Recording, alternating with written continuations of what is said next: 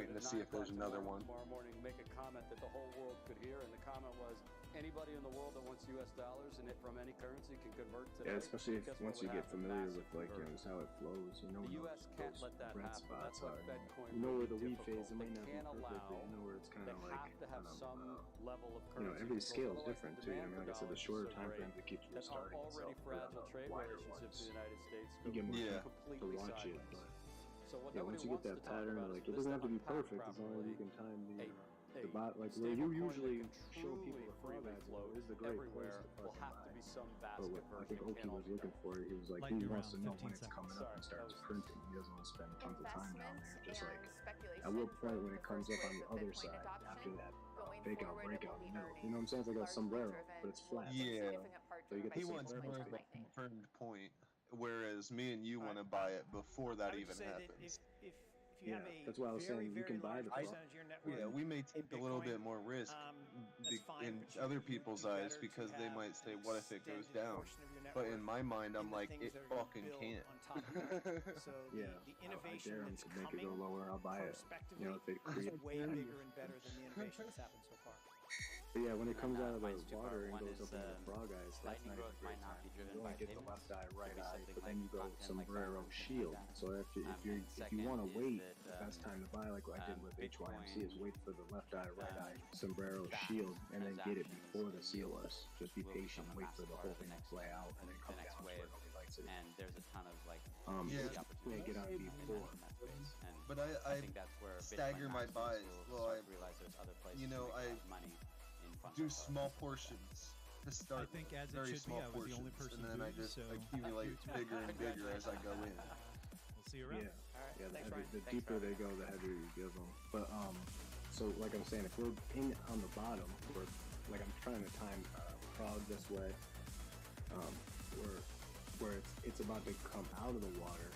That means if you're down here and you're accumulating down here, but nobody likes it, it's basically the reverse crown. It's the the bottom of the jump rope. It's smacking the ground. If you accumulate down here and it goes up, you can take profits at the left eye, or take it all, or let it come down and then get the second one and be out by the right eye. Now, if you don't, and you just see the left eye, right eye forming, then don't even fuck with that. Just up and down until after the shield, and then you can get in for the seahorse. Or the seahorse, then be out before the fucking deep cracks. So there's ways to play the algo, even if you're not just taking the whole trip. You know what I'm saying? But there's certain points where if you don't get in at the right time, you're gonna hold through. You don't want to buy the eyes because then you're gonna sit through the shield. Example, Bitcoin right now. You know what I mean? So you want to be on before it goes up into the eyes, and then take profit on maybe one eye, two eye, or one eye by the dip on the sombrero, and then finish off on the second eye, and then get out of there. You know what I mean? Or buy for the seahorse, and then if not that, wait for that deep correction to the 200, and then buy the crown face, and then be out after that. You know what I mean? Go on a ride that whole ride. Yeah, once you get the pattern, you can get in there. Like where you like to buy it down there in the underwater phase, it's great. But you don't get off at the eyes from there. You're gonna start to wait until the seahorse. Until the seahorse. Yeah, I like to buy the underwater phase, like buy the shit out of it, and then take a little bit of profits at the eyes, and then reapply it at the bottom of the shield phase. Right, yeah, that's another option too. So you just keep taking profits, but then compounding them down as you go up. Yeah, that's good too. So when you get to the top, you've already paid yourself. Doubling up, I'm taking all of it. Yeah, so you're actually paying yourself and getting ready for the next push. Yeah, that's a good way to do it. If you can anticipate the next phase by knowing or assuming where the algorithm is going to go, I mean, it is an assumption. We don't know because we also know that large amounts of money can throw the algorithm all out of whack. But yeah,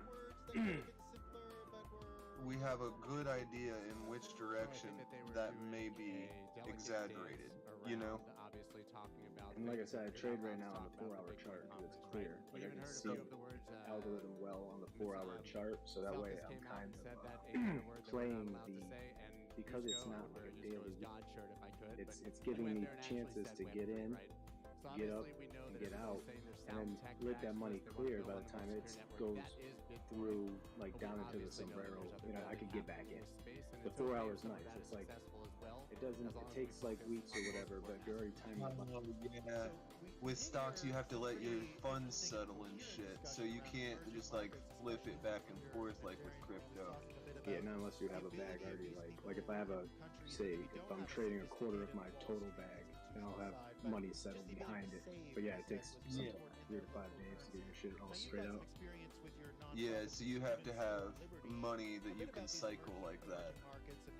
Yeah, because these are all tricks that they use to sort of, like you can only use 3 a week, day trades if you don't have 25 grand in there, unless you have a cash account.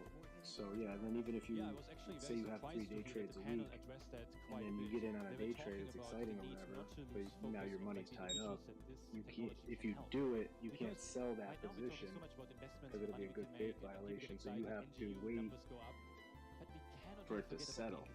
You know what I'm saying? So they get you, because if you're using like unsettled cash, like instant buy power, then you can't get out the same day. So you have to have money. So there's just these little ways to trip you up along the way. So you figure them all out, and then you're like, oh, okay, this is what I got to do. 17% inflation. He has to pay every single day a guy to get gas in the morning so that he can power his generator because there's no electricity.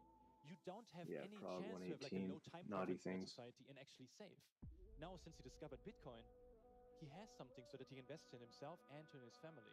And that's what these guys were also talking about. I'm thinking, wouldn't it take a little bit more profits on Bit maybe here? Close to it that live with 10% inflation or more. We might be there soon. Because of the way the MACD is looking.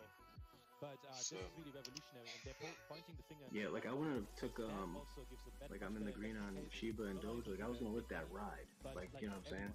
I took a little profits already, a couple like 300 out of 1700. But the day is so red and things that I'm so involved in that I can't pass it up. So I gotta move that money over here so I can make a shit more ton, and then I'll still put it back there later. You know what I mean? You gotta like manage shit around and move shit around sometimes. I'm very fluid with my money. I have to put it wherever I need it to make me the most at that given time. You know what I mean? What I have been noticing about BitMeta, it's been trading opposite of Bitcoin. Like, as Bitcoin's been going down this morning, BitMeta's been going up.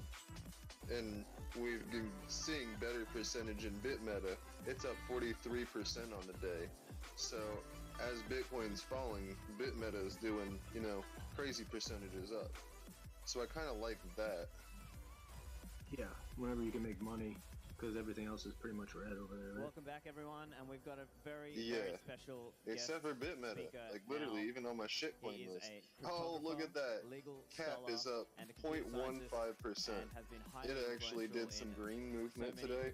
The fuck? Around how I haven't bought any cap. It's just on my list to watch on my SafePal wallet. Yeah, it's good to watch all that shit constantly. Because things go in cycles. Like, I'm noticing things on my Gappers list from like a year ago. But if I would have never watched for like a year plus, like on a daily, keep my finger on the pulse kind of shit, like I would notice that these things were coming back on the screen at the same time. You know what I mean? So I think Newegg was even there. It ranged from high-tech libertarian daydreaming to applying the latest in computer science. I don't know, there was a couple of them, but they keep popping up. I keep recognizing them. Oh, I remember this. So everything's in cycles, you know what I mean? So it's all attached to sectors. So whatever your sector is, you're in. Whatever your shit is, you're attached to that sector, that ETF. So you're going to come into fashion with all the other things in that sector, ETF, while other things are down, and then vice versa. So things are always flipping, inverse of each other's. So as long as you can ride the cycles and show that, and that's where crypto comes in too. Because there's, you know, bear cycles in the market. There's going to be good shit going on in crypto. Some of the technologies that led to Bitcoin. Yeah, for sure. I mean, I think major ones like Bitcoin will probably continue to fluctuate along with other stuff because there's major investors in it, but I think there will be others that fluctuate opposite to it because everybody has interest in that. I hope so, dude. That's what crypto needs. And like, that's why I look at SafeMoon. SafeMoon seems to go opposite of the market. Like when Bitcoin, it's like, and when the market's red, it's pretty stable at green. So I've been looking for something like that in crypto, some kind of a hedge to these things. But for the most part, they all run together. So that's why you have the only hedge for crypto is, you know what I mean, where you can go over on when shit's red and make money, and vice versa. When the market's red, sometimes crypto is doing But good. that line of You research can get in and make some money in the crypto market from, while fucking stock CPUs market's wired in tanking. place, You know, so so that's why made the bad assumption that you could it's good. securely identify and Generate count money nodes. constantly. This is called the Sybil or sock puppet attack problem in the literature. So Satoshi with Bitcoin came up with a much better approach to this problem. I think so removes this too. assumption, removes this weakness. But this remains a very good formalism for I'm headed back to work from lunch. There's kids everywhere. And one of the independent inventors of public key cryptography, Yeah, school's getting out, man. Dodge the buses. Martin Hellman and others, and the inventor of Merkle trees, here is Ralph Merkle. Now, a bunch of people that I knew in this space, including Ralph, were also into ideas in a broad space you could call extropian or libertarian futurist. So, for example, most of the conversations I had with him involved things like cryonics and nanotechnology and so forth. So it's actually a broad spectrum of ideas that people like Ralph were exploring. And at the intersection of politics and technology. Now this is Cynthia Dwork and Mani Noir of Israel, who invented proof of work. Adam Invak invented, who most of you know I think, invented the Hashcash proof of work that I used in my Bitgold design, and Satoshi used in Bitcoin. And among the dreams that I believe inspired this space was Ayn Rand's idea of Galt Gulch, a community of free markets, a kind of libertarian playground free of outside interference. And it was essentially secured by this pseudo-scientific force field type thing, so it was pretty much a nice fictional dream rather than any sort of reality when she wrote about it. And another big influence on this space, Austrian economics. Friedrich Hayek here on the top right won a Nobel Prize in economics for explaining business cycles and inflation. He'd probably have some interesting things to say about the inflation we're having today. On the bottom here, Lawrence White on the left and George Sullivan on the right. I didn't even use lube on Prague today. There was no lube involved. It was just discuss Mandy's ideas. straight up Murray Rothbard there in the center. Sounds like a bloodbath. It was violating. I feel bad for Prague. I feel bad for Weeble. I feel bad for anybody involved in this. Money. Hayek hoped for a roundabout way to do it. I'm getting my fucking way. They're gonna fucking pay me now. I don't know if it's been today after market. It's already up now in the day. So we'll see. Extropians were libertarian futurists, very interested in the intersection of Rand, Rothbard, Hayek, and high technology. And cypherpunks wanted to free cryptography from government down control. $120 on it right now. 2% total. They're very interested in privacy. Yeah, $109 now. One of the chief cypherpunks. So it keeps going up. I'm down $109 on this position using a lot of these ideas of over $4,200. You want to talk about bottoming? Like how low can they go? If I'm already in for $4 grand plus, and I'm only down $100. Those are the dips I like. You know what I'm saying? It's not like a buy in the top and going 40%. That's just like I'm on the bottom. They can't go no lower. And the Look at fact the that chart. Bitcoin Fucking can frog. operate That shit's about to come off seamlessly the water. I'm on the very bottom. globally comes from this idea, and also related is the ability to bank the unbanked. Both of these are because Bitcoin secures itself. It doesn't depend on government law or bureaucracy. Lower on that more, but like I said, I'm right with it now, so I feel good about this. I'm getting better and better. You need to go to a bureaucrat to ask permission, and so you can seamlessly scaling send money, it for example, from El Salvador to practice Ukraine. makes perfect, you know what I mean? That's why I'm kind of going over shit with you guys so you can see, like I'm not worried on red days. Those are days I'm doing work, I'm buying shit, you know, getting my averages really low, accumulating a shit ton right now, plus 3,577 shares of Prague, and I'm only down $100. So that's gonna be a fireworks. And then I still got HYMC, which I did the same thing on. Nobody liked it at $1.25. I was buying it at 115, 111. They were trying to scare people out. Got my average down to 126 from the 130s, like 139 I think I started. We have yeah, now I'm still up $1,600 on that. 65%. So yeah, this is just how I've been doing it lately. And whether this is meant to be centralized, driving shit into the bottoms and yeah, it's working out. Definitely buying the red, selling the red. Dreaming, but definitely a community of people who had gotten together on the internet and sometimes live. Is that how you do it? At least, and yeah, but talk I'm about getting these like and, perverted with it progress now, these bro. ideas and study computer science to start to get some real technology behind them. And here's an article on smart contracts I wrote in 1995 for Extreme magazine. This is a very different technology than Bitcoin or Bitcoin. This is David Town's digital. I'm down $100 on AMC right now. It was centralized, but it had some useful trust so I mean, it's just features, especially technical right here privacy waiting. features, based on his invention of blind signatures.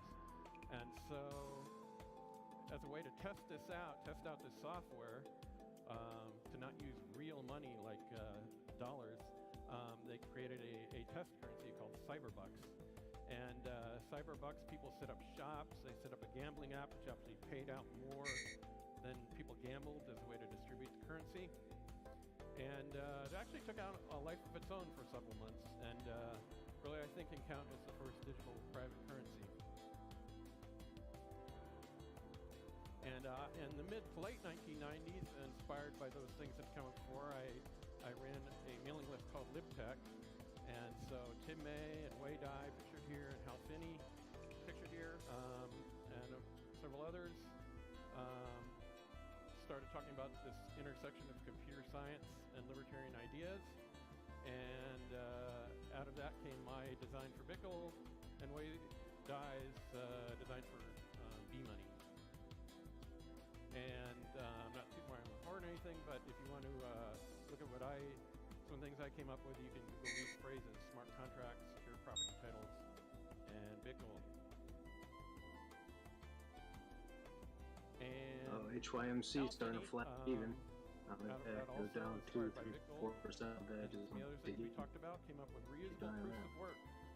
This also used Adam Back's Hashcash. It was based on a specialized hardware, so it could make an efficient, centralized solution without completely sacrificing trust minimization. So it was really better than it sounds when you hear the word centralization. But it never really took off, unfortunately. So that completes our little trip down memory lane. Please keep dreaming. Thank you.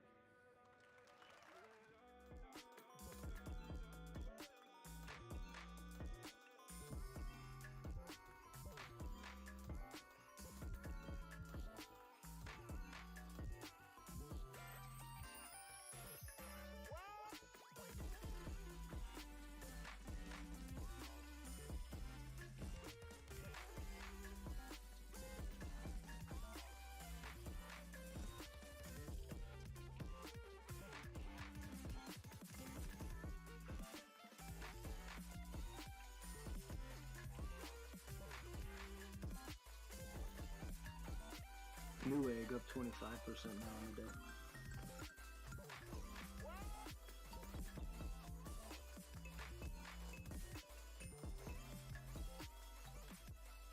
Welcome back, everyone, to Bitcoin 2022 here in Miami, largest Bitcoin event in the history of the world. Subscribe to our channel. We have great content every day. I'm your host, Nolan Bowerly. I run a daily show called The Breakup, where we contrast relationships that go into making dollars with relationships that go into Bitcoin, and hopefully, share a frame for you to not just trade dollars for Bitcoin, but to trade your relationship with money for something else much healthier. And today we got a bit of a history lesson from the great Nick Szabo on exactly how we got here and what's been built. And we really heard this argument that the trickle down of cryptography was happening, that individuals now are empowered with cryptographic keys in their hands. And now we look at a world really at war, and we see a piece of a financial war, economic war, being a much larger component of physical hot wars than ever before. Of course, we see this power of cryptography being engaged for individuals to navigate what is perhaps a world war today. Robert, you're sort of at the edge of the, let's call it, need that people have, almost in their heart for a way to navigate through it. And we saw a bit of that history lesson today. Did you see those lines? We talked a lot off camera about what a fan you are of Nick Szabo, but do you go that far back in the history of this stuff? Yeah, I mean, Nick is, for me, one of the most influential thinkers of all time in this space. He actually sent me down the rabbit hole with his writing on smart And I think what's interesting here, and again, kind of a large frame, is what he's saying is the old Munger quote, show me the incentive and I'll show you the outcome. Like, people have been trying to create this independent property right from the state for a long time, right? There's been a lot of failed experiments, a lot of lessons learned, and as a result, lots of shoulders of giants upon which we all stand. And the interesting thing here too is, like, with the breakthrough was largely from this integrating this proof of work piece into Bitcoin in a distributed fashion. And to get philosophical about it, it's so fascinating to me that having work integrated in the money actually changes the nature of how we interact with one another, right? We're talking about Bitcoin moving us away from taking as a wealth acquisition strategy, right? You can't inflate, you can't steal, you can't confiscate. So what are you left with as a human being? You have to go out into the world and engage in making, right? Cooperative, long-term trading relationships. And that's what Bitcoin's all about. It just changes our incentives, and therefore it changes our aggregate outcome. Scott, we saw, a reframe, let's say, My check. the importance of these markets beyond. Yes, hello, just please. returns. He sort of alluded to this global war piece. As a trader, do you see that? Do you have fans that come to you and say, like, I need returns not because, I got a credit card bill to pay, but I got to get out of my country right now. I got to get away from policy. Now, you would think it's just financial advice and all that stuff, but in an economic war, do you see yourself as someone on the front line with some of the information you can share? Do you see yourself as helping people empower themselves using cryptography beyond what we can just think about as far as charts? That's certainly the goal, and to be very clear, everyone should be an investor. Nobody should really be a trader. It's something for a very small population to do with a very small part of their capital. They should be investing in Bitcoin, and Bitcoin should be the core of their portfolio. Just to put that very clear. I think what all of us are doing is trying to just beat this drum over and over again to anyone who will listen, literally, because it's not mainstream yet. We're getting there. But yes, there's people all over the world that have not heard this message, still have no idea. Can anyone hear me out there? Line, I wouldn't be so egotistical Yes, to say hello, that. please. Is I'm this just the trying to landlord? do my part to spread the message. And when you listen to a speech like that and see just truly how impactful, earth-shattering technology this is, it's hard not to get excited and to just talk about it. It's all the hedge time. funds. We were talking They're about hacking this, the system. Before. Just what we do for a living. We just literally talk, write, or look at Bitcoin full-time as a job. It's a great lifestyle. And in your case, I'm sure you'll see these front lines. The economic piece of the war has been going on for a while. We might see some of the hot war right now in Ukraine and Russia, but the economic piece of this global war has been in place for a while. Is that a perspective that you try to offer, that cryptography, perhaps, not just Bitcoin, but cryptography, for those who are interested in going a little deeper, but it's actually a tool traditionally used in warfare, now packaged and given to the individual to fight back? Yeah, it's certainly like an option that never existed before. People can finally opt out. And I'm really appreciative also of Nick Szabo giving homage of like the early Austrians, because even if you understand Bitcoin from a technical point of view, if you don't understand the history of money and what it is, something doesn't click for you. And so that's the reason why he's talking about like money is an emergent good, and money did not come about by human action. It came about by human action, but not by human design. And that is so insightful, because everybody thinks like you do this and then you create fiat money, and that's what the central bankers don't get. Bitcoin is completely different and offers a completely different perspective on this. You heard it here again, folks. I'm telling you, the greatest post-game, pre-game analysis you'll ever hear on any Bitcoin keynotes. We'll be right back at you after our next panel on global Bitcoin adoption. Thanks again.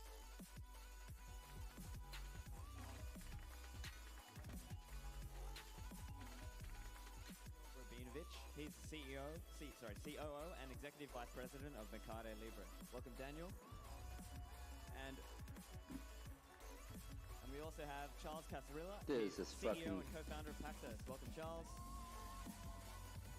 And our moderator for this panel will be Frank Chaparro. He's Director of News at The Block. Welcome, Frank. Thanks, gents. You saved me the trouble of having to pronounce you guys' names. I know. Well, he saved me the trouble of having to introduce you to. I feel naked next to you both.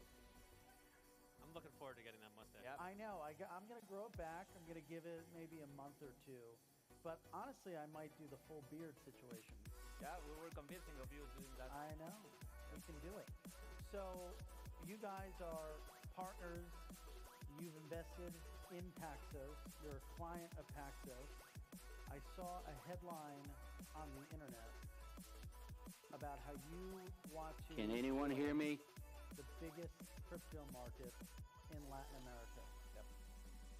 And for folks who are maybe unfamiliar with Mercado Libre, Somebody deafen me there. Basically, a PayPal meets Amazon company. So how are you building the largest? Hello, hello. In Latin America. Oh man, just working hard.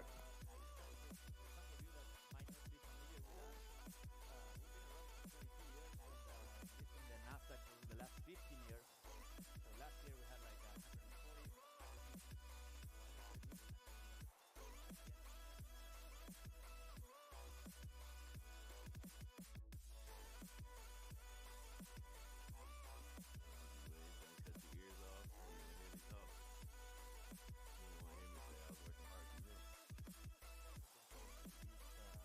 Done cut his ears off. Yeah. Then he cut his headphones off as soon as I said it. So we launched that in Brazil, and we did that. He server deafened himself. He said, "Fuck y'all, I don't want to hear your shit." Like 1 million users in 3 months, which was a bit impressive, even surpassed our own expectations. All you gotta do is deafen yours, not his. Because we're not a crypto company by I'm about to uncap his ass. we love the community, we love the technology, we love the possibility. We live in Latin America. Anyways, gotta hear me. I work harder than you every day. This is fucking bullshit, man. Who the fucking deafened me like that? You did it. Hmm? I don't know. That's fucking bullshit, though. You did it. No, I tried to undo it myself. It didn't work. Someone had to do it. I come over here, hit my mic to say I was working hard, and I seen your headphones turn red. I was like, damn, he don't want to hear my shit. I can't hear nobody. I mean, I was playing this the whole time. I'm trying to do it. I thought I did it myself, but I didn't do it. I got you. You're gonna hear me bullshit. Fucking bullshit, though.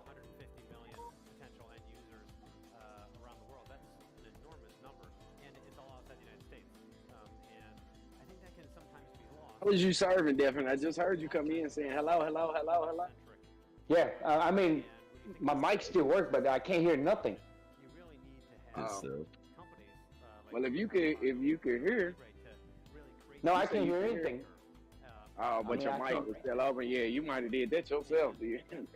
My mic is still on, but I mean, I went in and deafened myself, and it still showed that there's a definitely on under my name.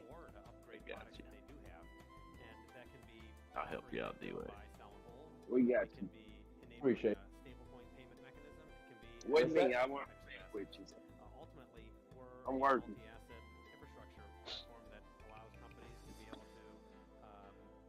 I'm working, baby. We're cooking that chicken. Mm-hmm.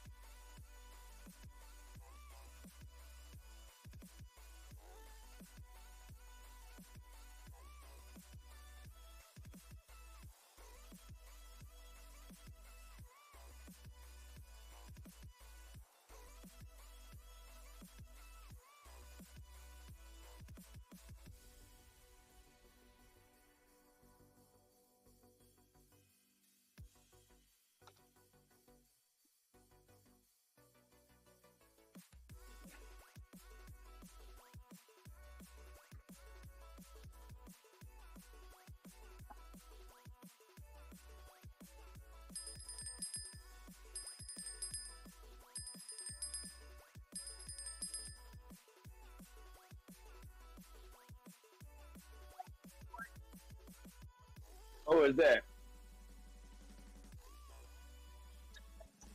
Yeah.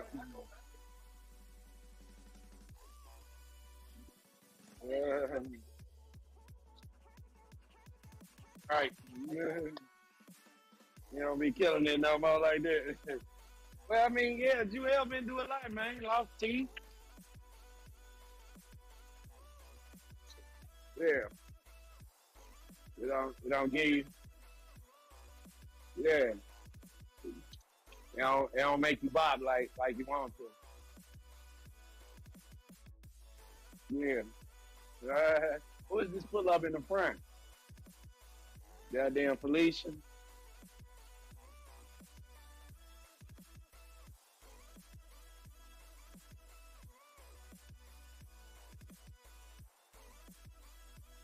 Felicia.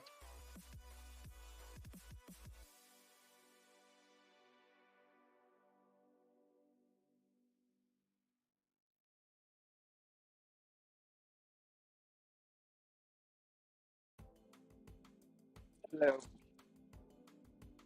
No problem.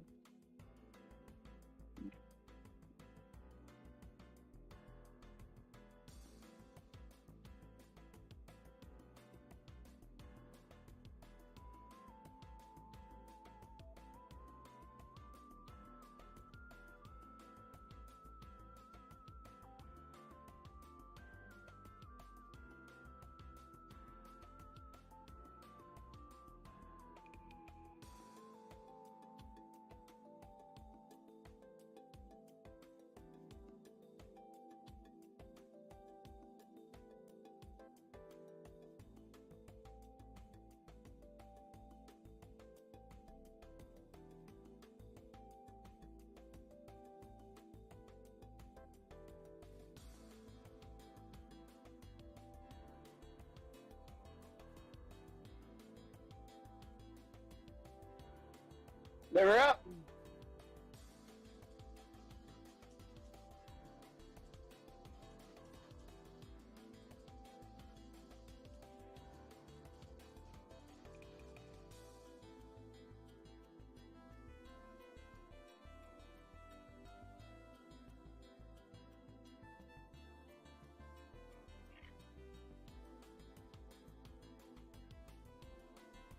Like, yeah, why? Why you ask me that? Finna pull up. Be there later. I'm just laughing at how she talked to. Why? I'll be there later. 6 o'clock. Wow. What is next week? Why? What you need? What you want? Why? Why you asking me that? Is he telling you to call and ask me that?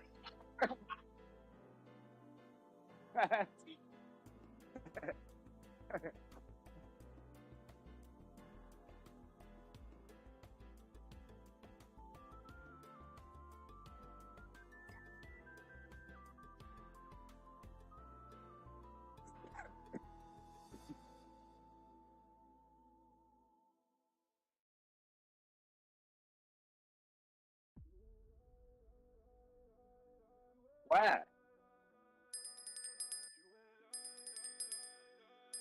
I'll be up there when I get there. Yo, Ren, you got a hot mic. Oh, my bad. I was making fun of this. There's a bad job. One of my drivers, my bad. Yeah, no worries. You're just like, why? Why? Yeah, I'm imitating her because he called her for something. I know she get mad when they call. That shit's hilarious.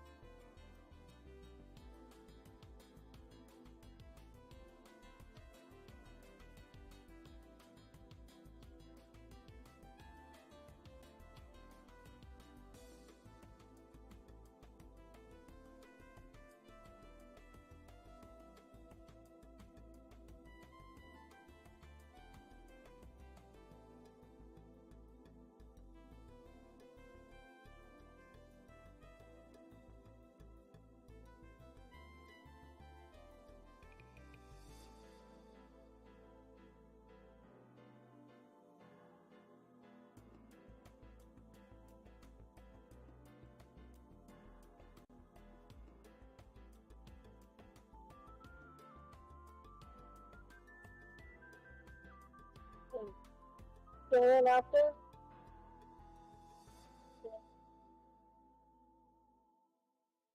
Yeah, I can hear you How you doing? better.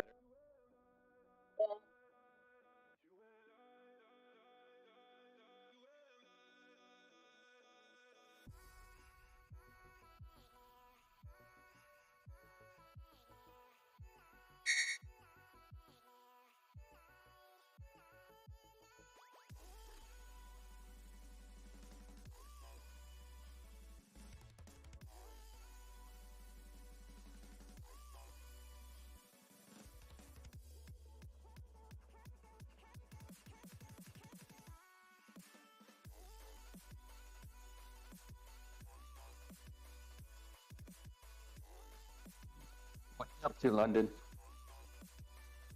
Now I just went HB. So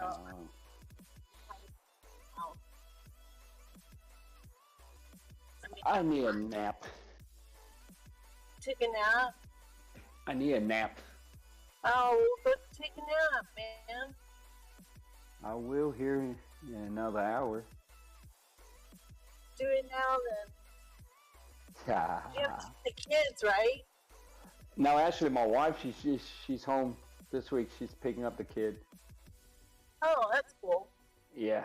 So probably another hour. I'm gonna find myself somewhere and take a nap after I eat. Yeah, I ate the bowl already.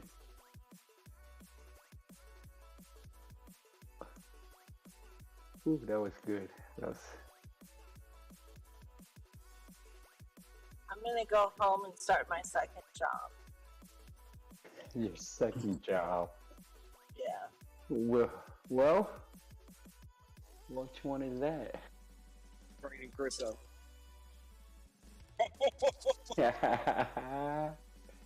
Well, actually, you can do that as part time on the side while you do. Yeah, I did. I'm really bad about it. Really bad. Nah, it's alright.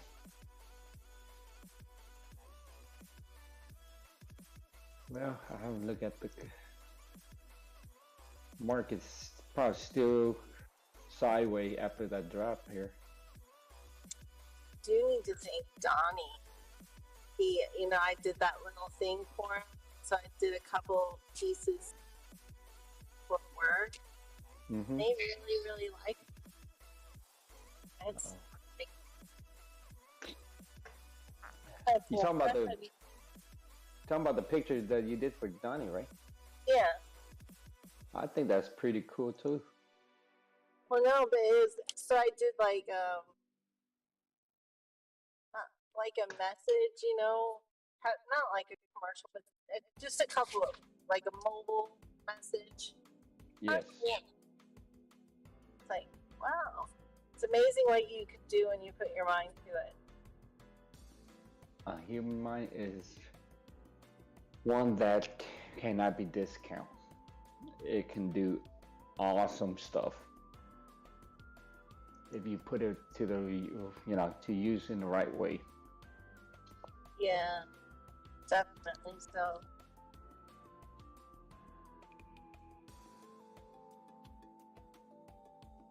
So maybe I'll get back into designing houses. I don't know, or building. I guess.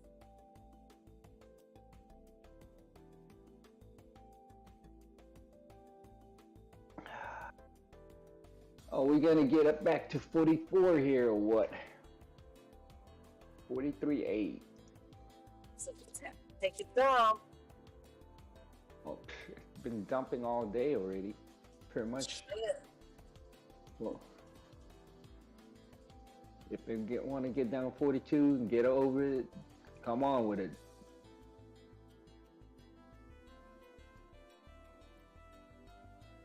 If not, go down to 42. Looking at everything on every single platform, unless it's a stable coin. You're red if you're not. Oh my God.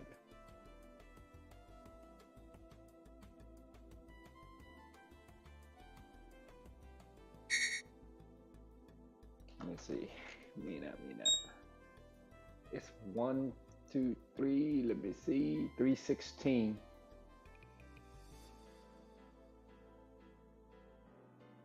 Shoo.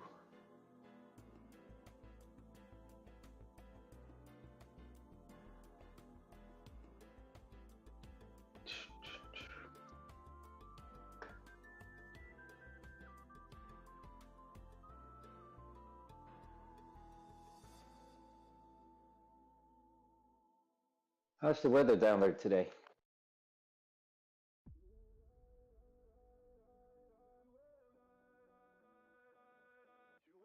Started off, it's like really weird morning. Yeah, it's nice out, but it's too windy. Absolutely gorgeous. I like the way it whisked my hair all look like a mess. Mm-hmm. Just not that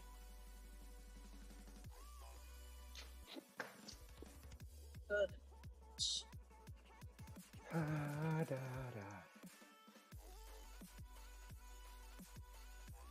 Yeah, I like it pretty windy too. The way it gives my mullet pretty air to breathe. Your mullet. That's a good one right there. Oh my God, yeah.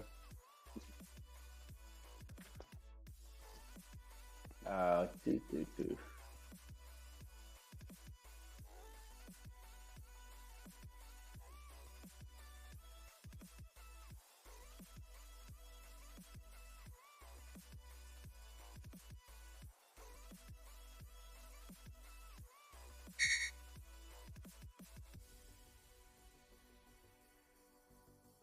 What time you get off, Brad?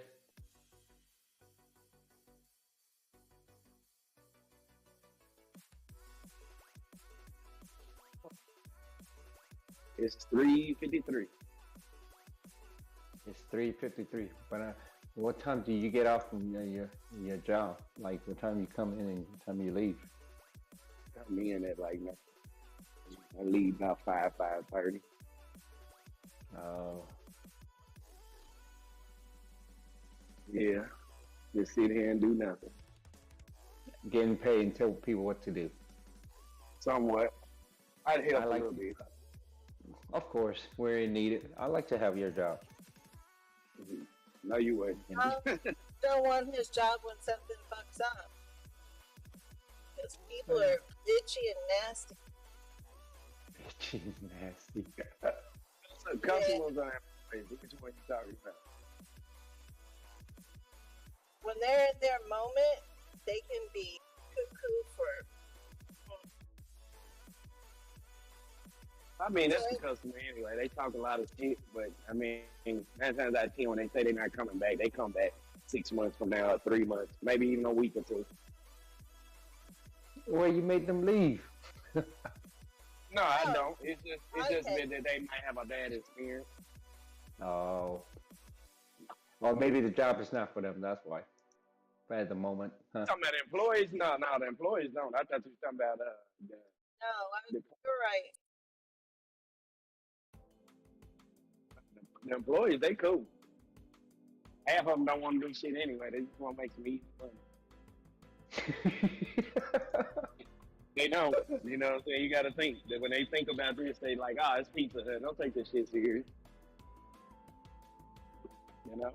That's why I had to tell them, it's like, you can't argue with the pay that you give it, what they give you, because, you don't really care about it. So, just give it to you, get it, go. Yeah.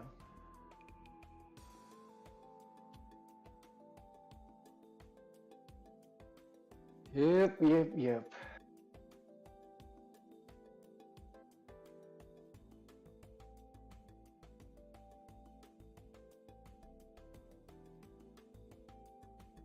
Well, it's 3 here, 4 is about B4. Where you at? Yeah, I'm in MINA, man. So I'm just waiting to see what it's going to do. Bought in at 307. Yeah, I bought in at 307. I was going to sell at 333, but I thought it was going to go on up, and I think it's going to go back. It's already back down to 113. So once it get down in that area again, then I load some more back on up for, about 50 more. Bobby? Thanks for the invite.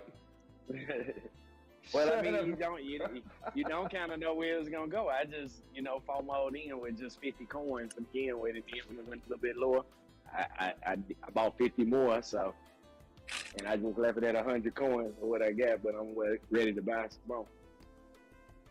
Shit, I think it'll go up before the day is over with. Once the day is over with, then I'm through with it. Well, then I guess I'm gonna have to wait to go back down below 307 to buy in then. Yeah, when it was like 303, and then I got in next candle. Yes, sir. Well, I didn't get my invitation, so I'm gonna, you know what? I'm gonna wait until we get down below 3. I'm gonna buy it. Yeah. Where you say get 50, I'm gonna get 50 also. Thank you.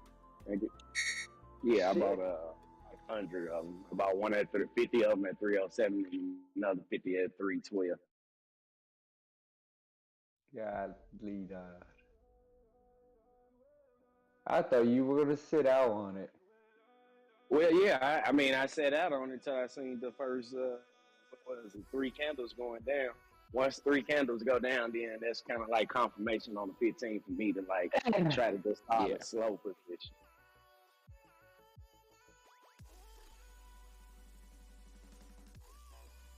So, even if it, to be honest with you, even if it don't go up today or tomorrow, whatever, if I probably hold by the end of the week, it should be higher than what is already trading at. That's what I believe. Mm-hmm.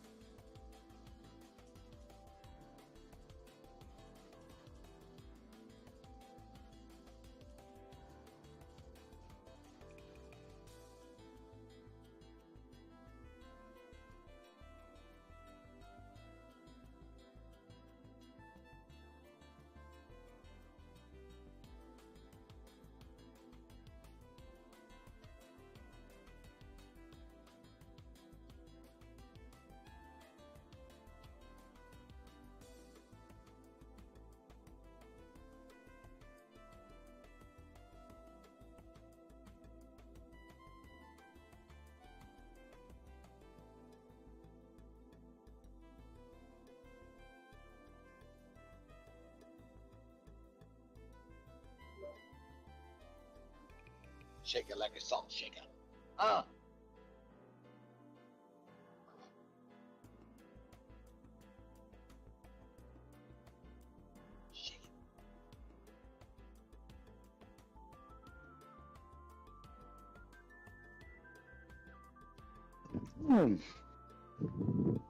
What up, Doc? Yo, what's up?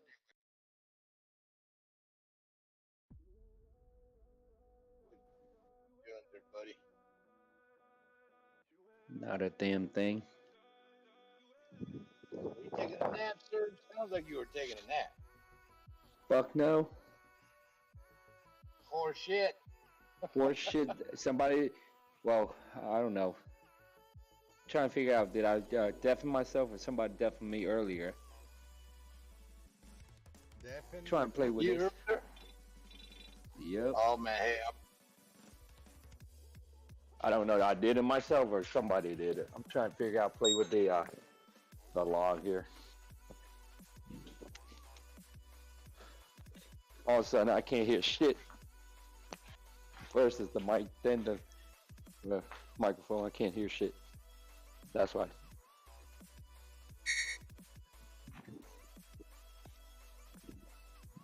I guess you pick up your little booger, huh?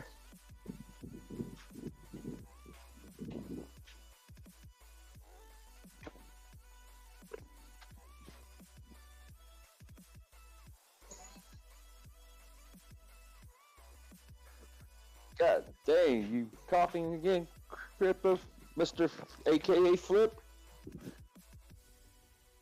I'm Gucci. What's up, buddy? How you doing? You know, working. So mad that I'm working so much. I missed that top off sell and I lost like 30%. Yeah. But I had stuff like I had like 40% of my stuff sold already. But I didn't set my limit sells for the my other stock, so I took a hit, but I had like $2 grand to freaking buy back in at this dip. So I lost a little bit, but hopefully I can make it up with this next run. There's too many squeeze 5, but I'll take it and then take that 39K drop and then rebuy it. 39. If it goes below the 33, 39Ks and 41Ks just one of those on the way up Passover, but I don't even consider that as a support on the way down. Because if you look at last year, April, that's all we were doing was just teetering between 49 and 41. Then we did that massive. Once we hit the 30s, then we saw that 20 range. But it took 1 month for us to drop from like 41,000 to 29,000 last year time range. Yeah. That's why it's scary. I hate being at work, bro, because that 1 month volatility, I could lose 60% of my fucking shares. That's no fun. Googling, but I've been setting limit orders. My link hit the other day at like 17, buying back in at 14. And then my Doge, some of it hit at 16.50 and then 17.30. And then, but I still have a lot of shares in Doge that took a hit. Oh. I was surprised it ran up all the way almost 18. Ugh. That's why. I've been pretty much I bought in at 12, 13, and 14 cents. This last time I bought back at 14. So I missed the first 2 fucking run-ups. I just keep buying 1 cent above. Ridiculous. I'm doing something wrong. This whole work shit fucking me up. Take a look at this. Keep going. What's that? Said this is not the way it's supposed to be going. What the hell? Nah, man, but when you're working all the time, you can't trade every day.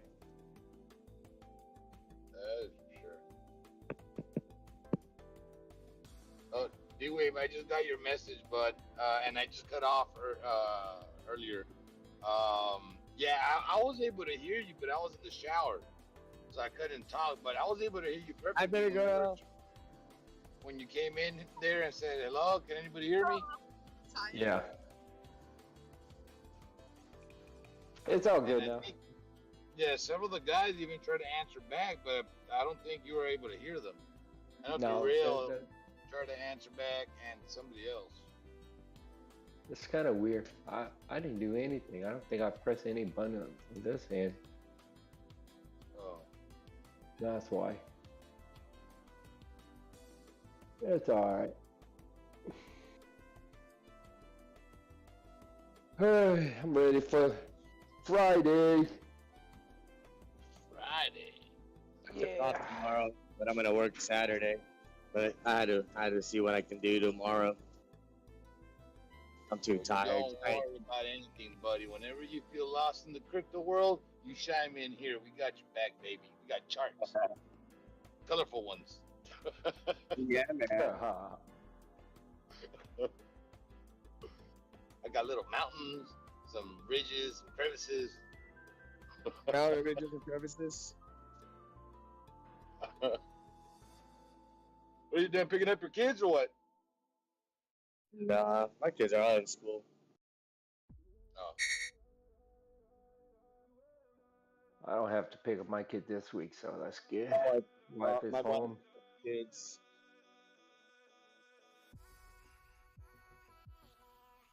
Well, lucky you guys. I'm over here. Got to go pick up my little booger right now. You got nothing to do. Yeah. She's the highlight of my day, so can't go wrong. Okay, the bomb atomically, Socrates' philosophies and hypotheses.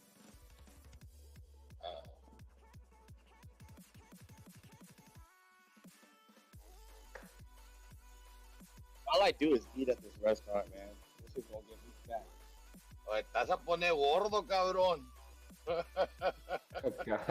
What the? You're gonna get a little chunky right there, sir, if you don't take No, care my of it. cheeks getting big, bro. Shit, you gotta pinch my cheeks. Fucking all this rice I'm eating at the sushi restaurant. That rice, it's that Asian killer. That rice, bro. Man, you need some pho in your life, Flip. We make some pho. That pho is good, bro, but it's not the season. It's too warming up. Man, I had one earlier, homemade. I miss some good pho. We ain't got no good ones here. Everybody's broth here is too clear. They go the cheap chicken broth way. Oh hell, can't do that. You gotta bones and everything. Toast the spices.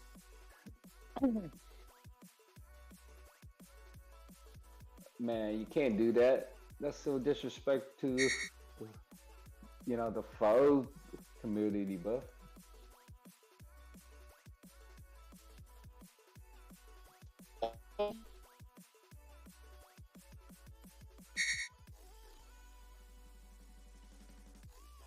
Oh, community.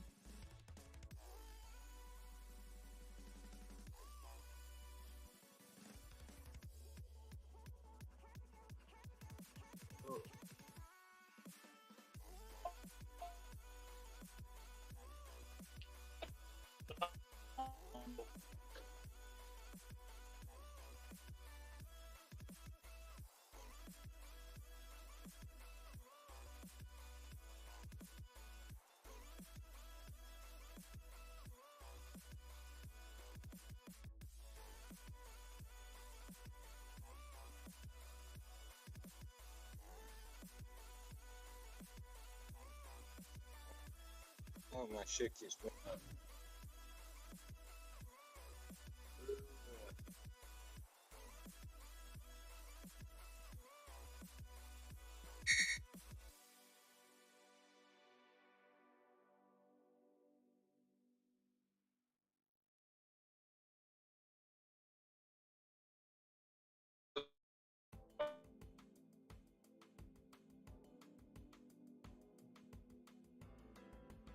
I can't hear you.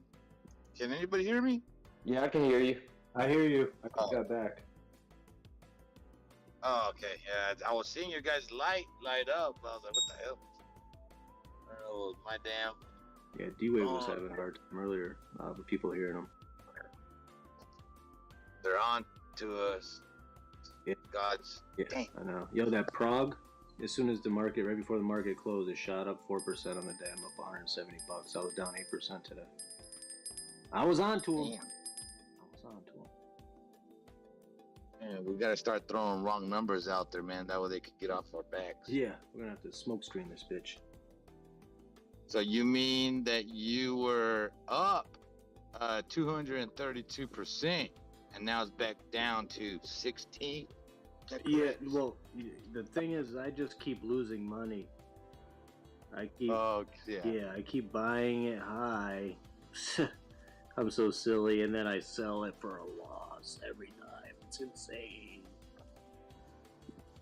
Yeah, we could never get nothing right in this damn Discord. Damn. Dude, these hedge funds, they got us by the balls, man. I'm losing everything.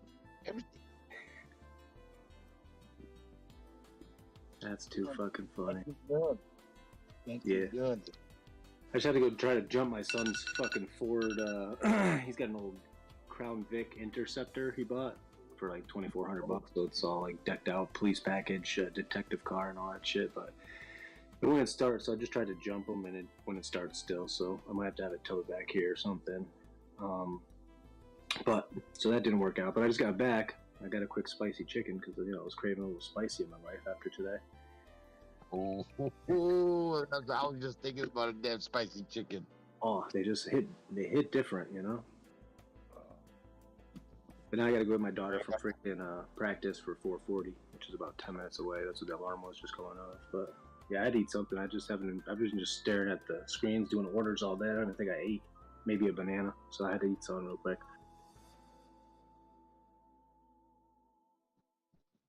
And I'm waiting for my little niece to get here, so I'm probably gonna end up going to get some McDonald's and try get some. Yeah, they got 2 for $6, yo. But if you get like my daughter always wants those crispy chickens or whatever. I like the spicy chicken, but you get the 2 for $6, and you can add lettuce and tomato to it. Dude. It's like 49 cents, but you get lettuce and tomato and pickle on that spicy chicken, dude. It's like the next level.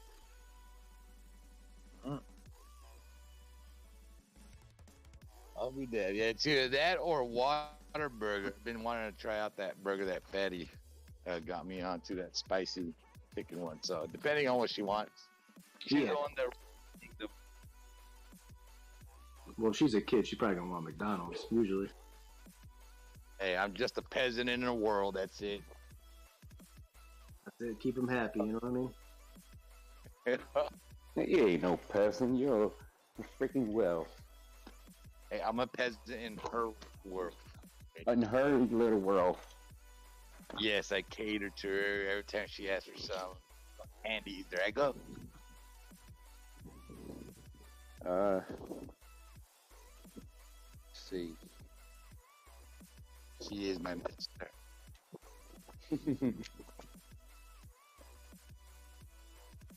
All right, I'll be back in like a half hour, so I'm gonna go pick her up and then get back and watch this aftermarket. I think there's gonna be some action up until close. And oh baby, let's get the show rolling for later on today. Definitely. We'll be here, buddy. All right, I'll be back. Okay, we'll be here. D-Wave. Yes, sir. Right now, my toes are getting some much needed vitamin D, sir. Mm-hmm. I got my thong sandals out, toes out. Hell yeah. Good thing you completed that sentence.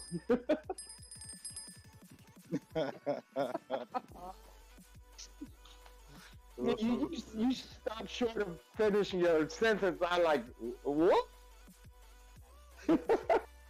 Oh no, that's for when it gets hotter.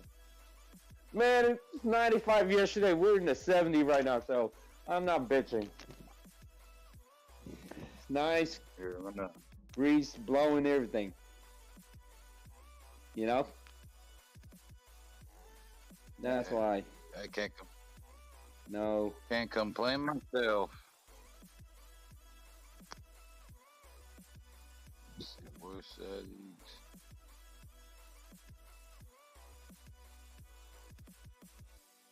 Yeah, these puppies are getting some good sun right now, man. Woo, they're getting nice and toasty. I think London says somebody muted her too. She just messaged me. Can we hear her? Can I hear her? I can't hear her. I don't know if she can hear us now or not. I can't hear her at all. Yep. Can't hear her. Let me see. London.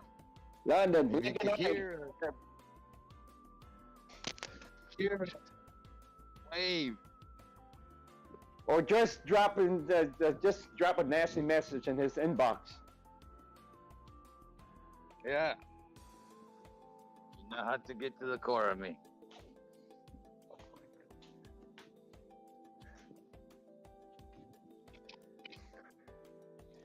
This is like a few minutes ago.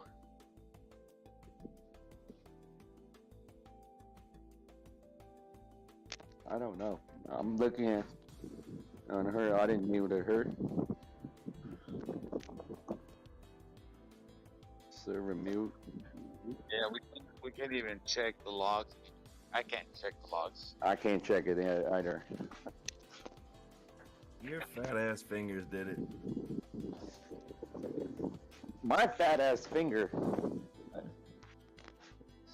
So you saying my fingers up my ass, fatty? Oh, so I did. Oh, hold on, wait a minute. I didn't hear that. What you said, fatty? I didn't do shit. Your fat ass fingers muted yourself, deafened yourself.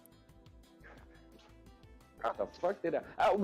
When you do that, you could undo it yourself, though, right? I tried to do that. It didn't work. It depends on which part of the set. Like, I couldn't find it on my phone to do server mute. I don't know what changed, but the other day when I can do that. When Spartan was talking and not letting anybody else talk in between him, yeah, I was trying to server mute his ass, and I couldn't find it while I was driving. But I mean, on my computer I could see it. I mean, you just right click and it's right there. But on the phone, I don't know. It's like I ain't tried digging for it either, but it's different on the phone. That's weird, man. Let's see here. I click on somebody's name, boom, block, remove friend, blah. That's about it. Yeah, the settings are a lot easier on the computer though. Yeah. Well, she messaged me about 5 minutes ago. What, she did it to you? No, she messaged me and asked me if I can hear her, which I can't hear her, you know.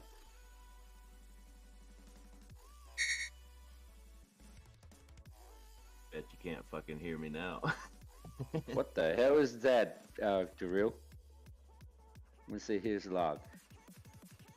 Fucking It was you, you muted people, bro. What the hell? I don't know. Yeah, look, your name's all over it. Today, 3:15 to 3:18. I did that to myself. Fat ass fingers did it. Told you his fat ass fingers did it. I had my phone on my cover. How the hell I do that? Yo, God, Fuck. your goddamn fish sticks fingers press the damn buttons. Oh yeah. Okay, can you hear me now? Yes, I can hear you now. What happened, London? I don't know. I was talking up a storm and y'all couldn't hear me. I have no idea. Something is weird going on today. Because we kept saying something and someone would say something over me. So y'all didn't hear me. No. It's okay. It's all good. We didn't hear you bitching me out. Yeah, I was bitching out. How'd you know, Doc? D-Wave muted everybody. Yeah, I even muted myself, huh? Yep. So was right it there, buddy? Damn. Damn. Damn, Pocket Mike. To myself? And then you see me come in there and save his life. Hello.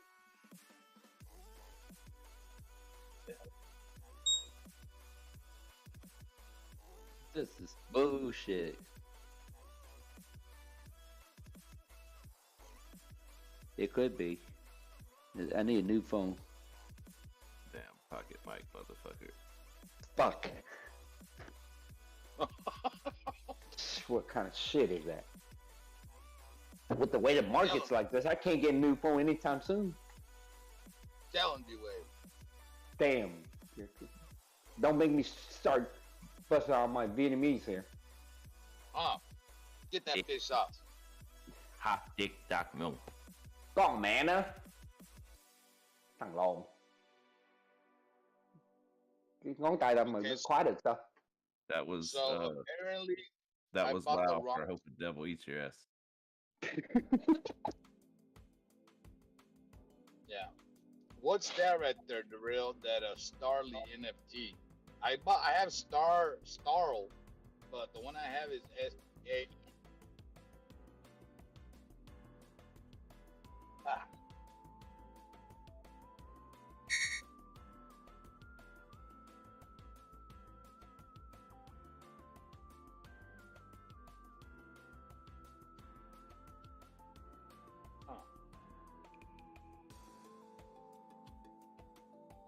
Nope. Nope.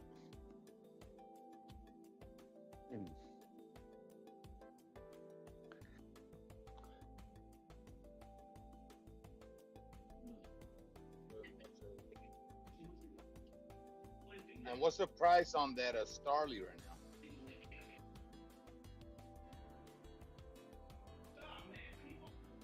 I know the one I got.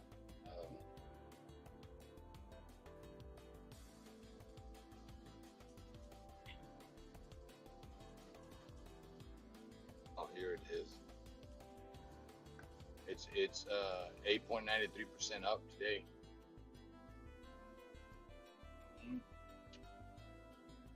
See here.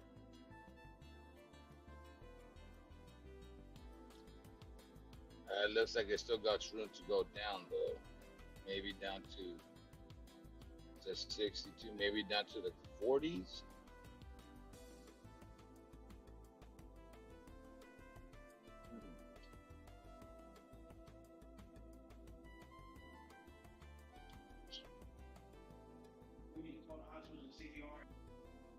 The 100 million total supply.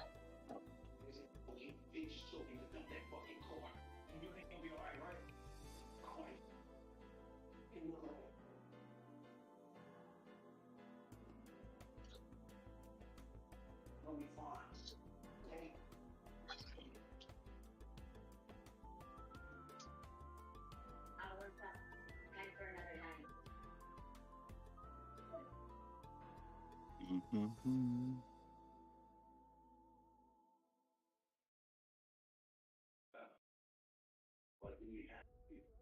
I mean, does he make him smart or shoes? Can you be sweet? And who are you? Who the fuck is he? I'm a freaking vegan man. Who are you? Who are we? Fuck. That's who we are. You find me a couple of Lebanese pizzas. What do you call them? Pimps. What do you call it? Este marica aquí, no we. Carly. If you move, you done. Carly, if you don't move the fucking law right now, what I do? We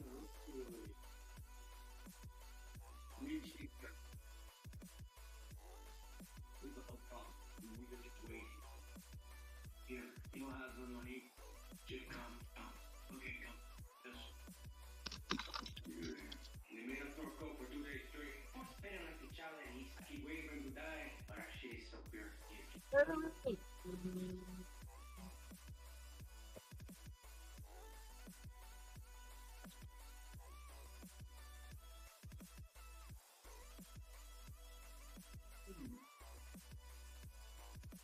the Colombian. Damn. What happened? Does he owe you money too? Yeah, we're supposed to be in business with him. Well, they keep canceling the sheep.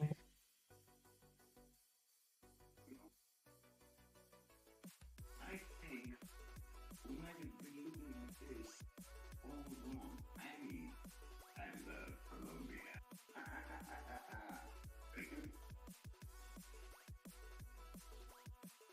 Argo, piece of shit. If I was there, I'd have done that shit myself. He's up. We just told him he told me, right? No, get back.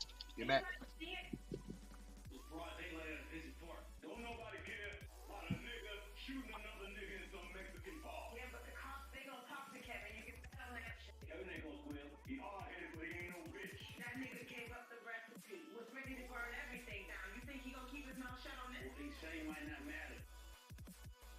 There was a woman. She came running at us. After it all went down, Kevin, DEA. DEA? Where did DEA come from? She see y'all too? She get your plate? Man, I don't know. You need to dump that I car. already got pages on it. None till. Well, was somebody call around and see if Kev all right? Okay, first, we gonna make sure y'all alright. Then we'll worry about Kevin.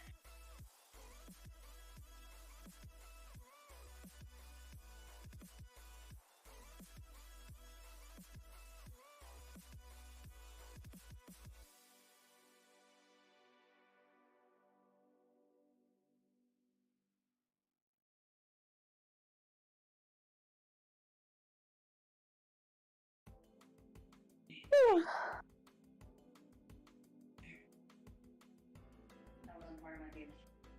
Deal. Job.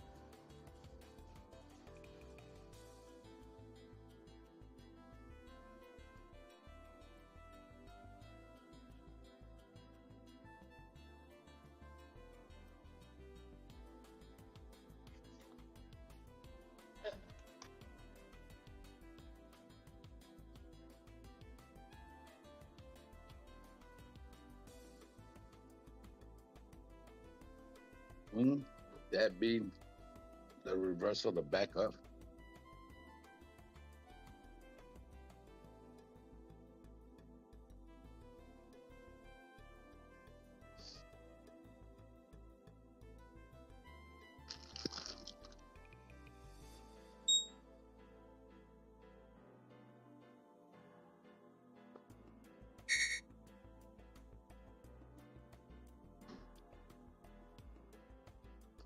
Mm-hmm.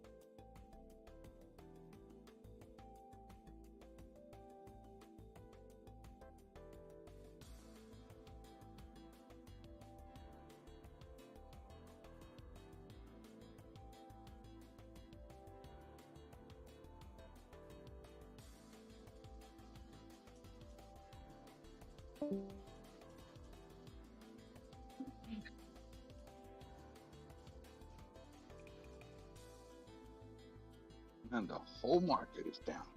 Oh, except for Gizmo. Oh, give me a kiss. You dirty little mongrel.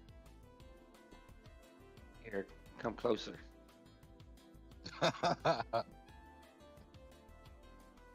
Dirty mongrel. You're a dirty mongrel, aren't you, sir? Aren't you dirty little mongrel? Yes, you are. No, I'm not. Who's the good boy? Who's the good boy? Oh, God.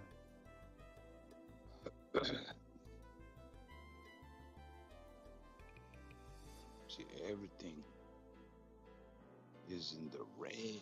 The main coins is. Yep.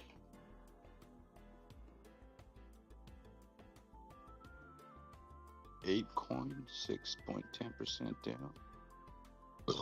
Oh, excuse me, goddamn.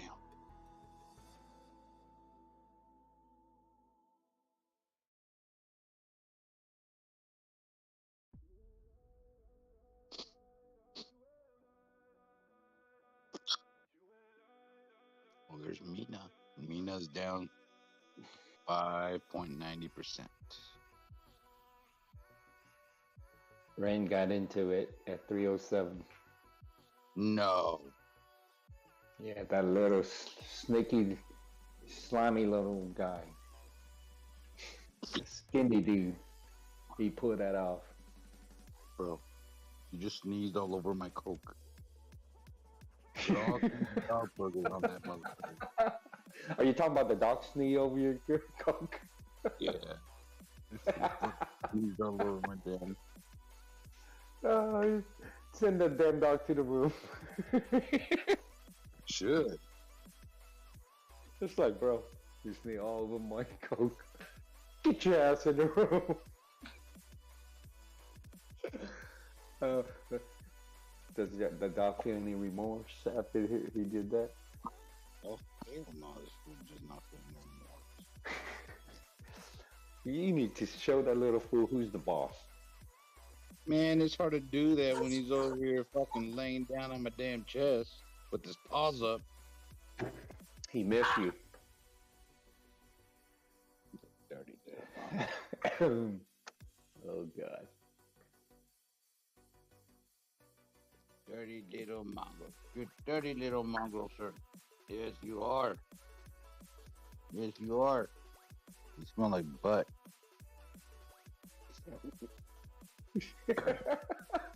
Did you just say the dog smelled like someone's butt?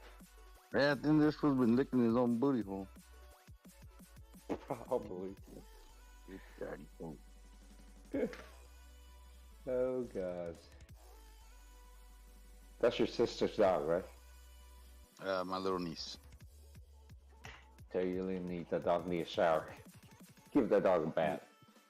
He needs more than a shower. This fool needs a haircut. He needs a shower. He needs some treats. He needs his toys. You want your toys? Where your toys at? Go get your toys. Go get it. Go get the toys. Throw him in the shower. I mean, in the washer. Go get the toys. Go get the toys. Go get it. Go get it. Ow. Go get the toys. Go get it. Where's it? Where are the toys? Where's the toys? Where is it? Where are the toys? Go get it.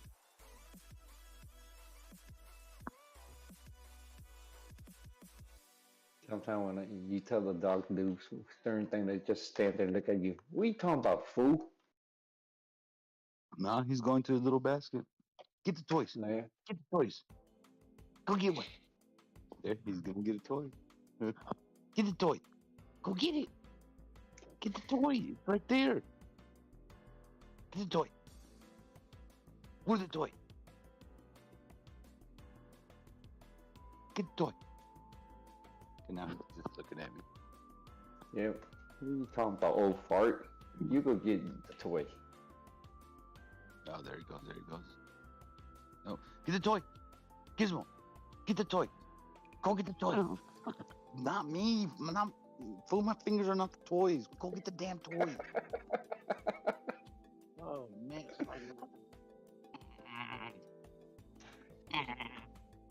What the hell was that? I'm trying to get him angry.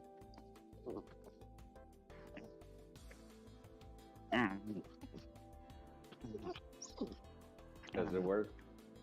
Yeah, he gets a little irritated.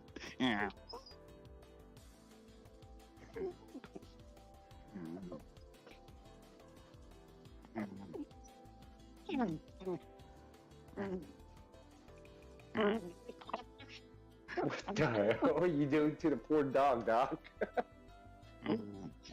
Messing with them.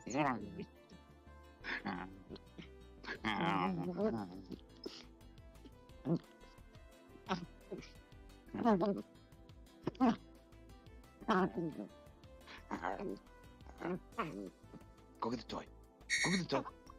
Go get the toy. Basketball.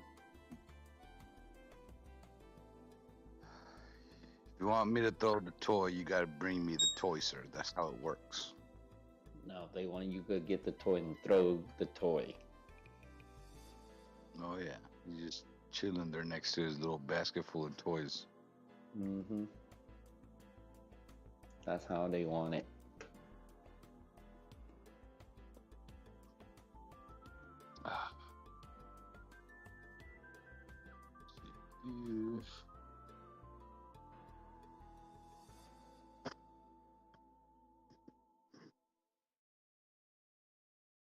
Poor filters.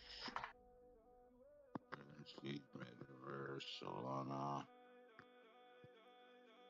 Let's see the top gamers category.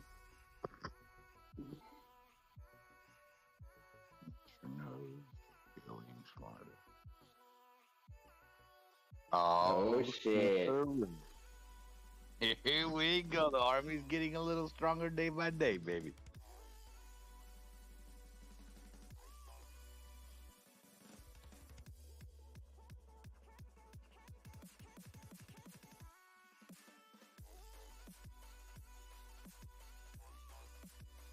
Have it in there. 4 steps to the real.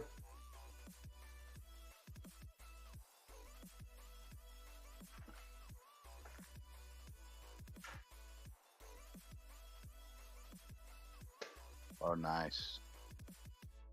So the Tron wallet, the Trust wallet, nor the MetaMask, those you can't use for 3 commas, right? Only Tron.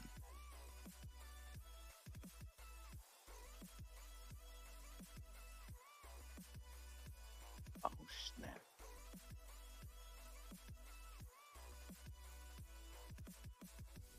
Huh. Whatever you do, don't use crypto.com. Man, their spread is just no bueno. Even their fees. Oh, that's a horrible platform. It's good. You know.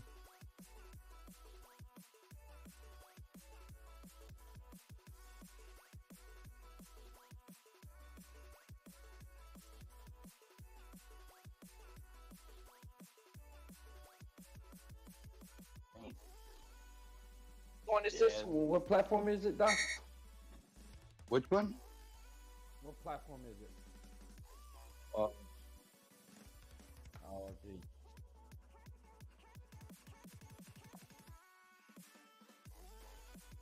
You talking about the one that has a large spread? That's yeah, crypto.com. Hey, what time is your mama gonna be here?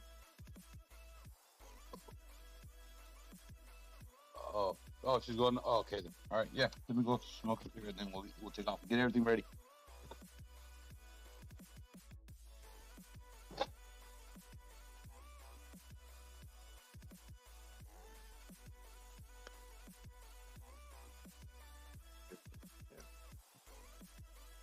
Yeah, those swaps, they got a good little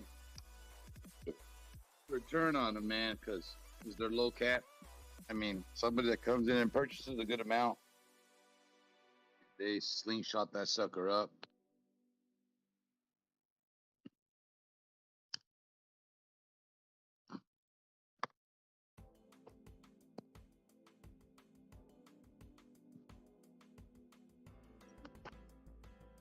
Yeah, I was about to FOMO in to a coin earlier, but I put the brakes on it. It's a good thing though.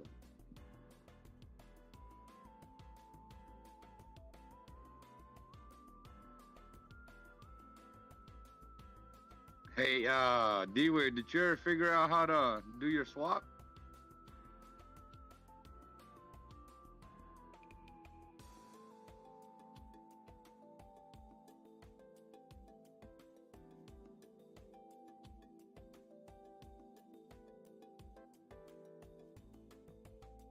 You don't say.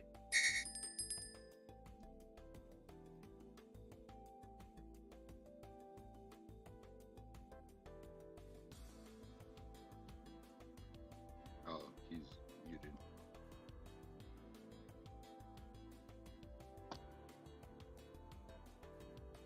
The other one we need to get on board now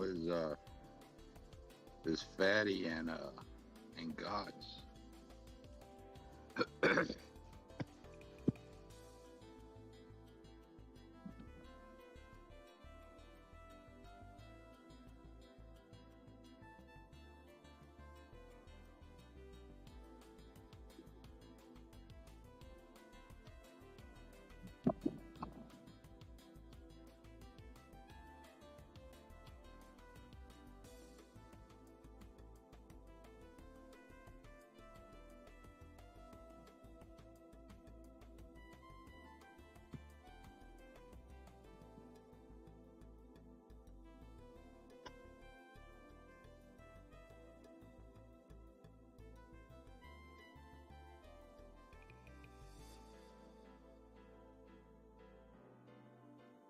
Looks like Spell wants to go back up. Come on, Spell.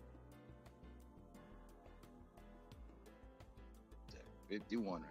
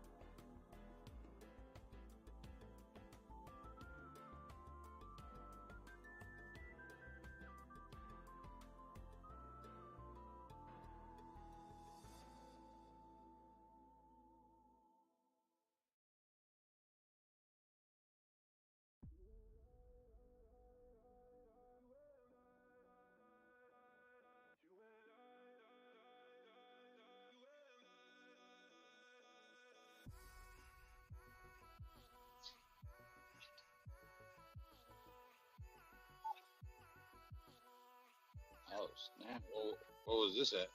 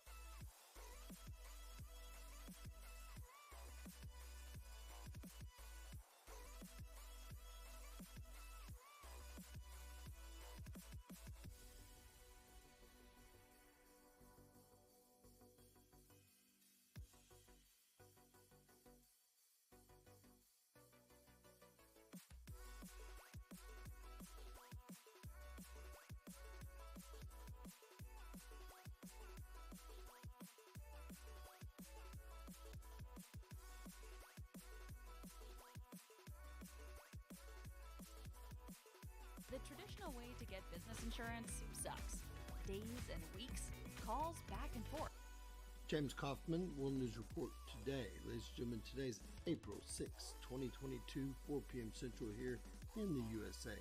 God bless you and yours no matter where you are in the world, folks. Please subscribe, give us a thumbs up, ring that bell for critical future updates. Ladies and gentlemen, the helicopter crash that killed an Army pilot was not an accident, according to a military report.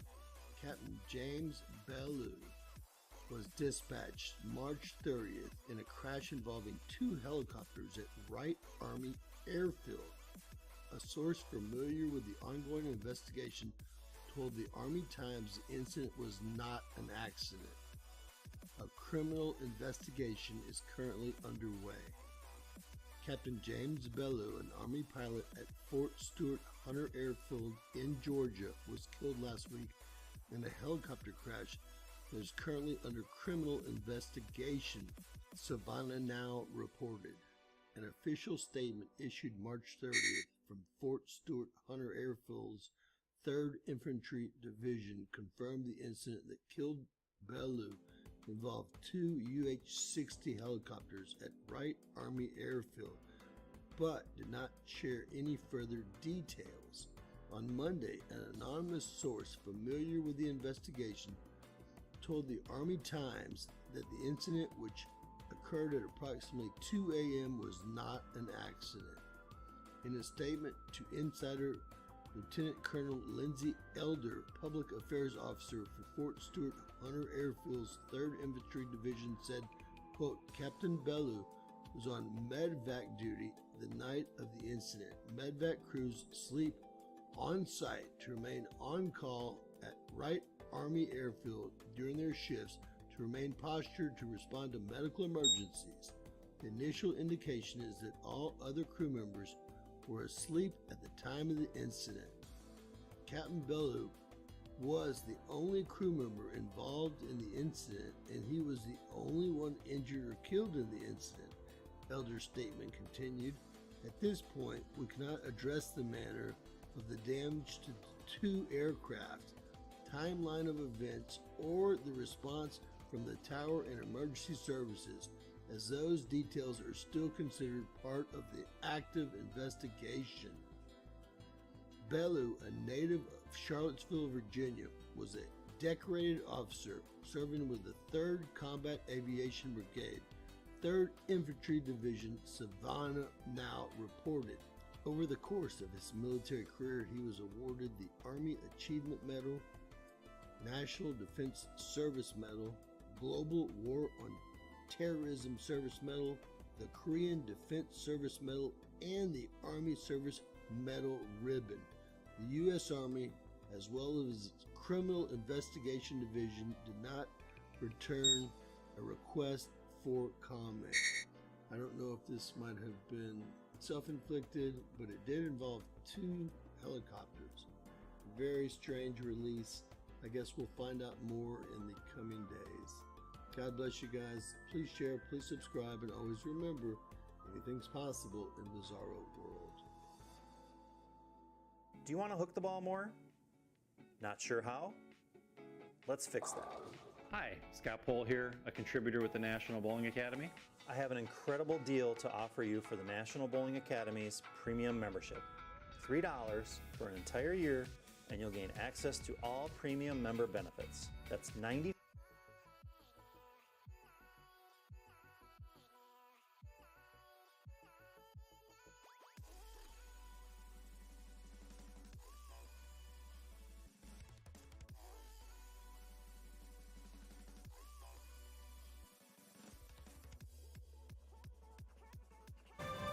If you have kids at home, this next segment is for you. This Friday, the newest batch of Disney Channel stars grown in the Disney Genetic Engineering Lab will be unveiled to the public. Right. Now, Tracy, most of our viewers are already familiar with a lot of the products that have come out of the Disney I know Lab.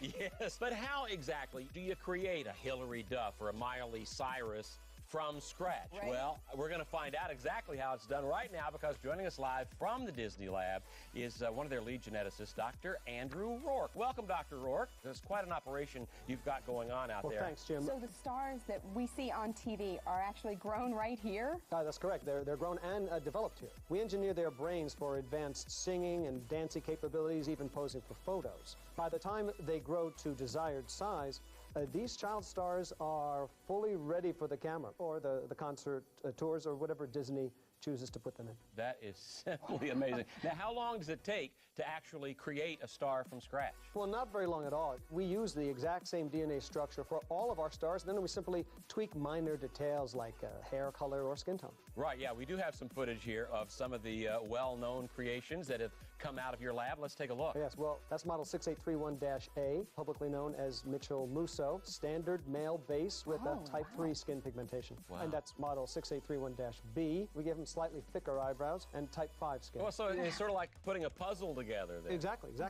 Okay, here we've got some of the images.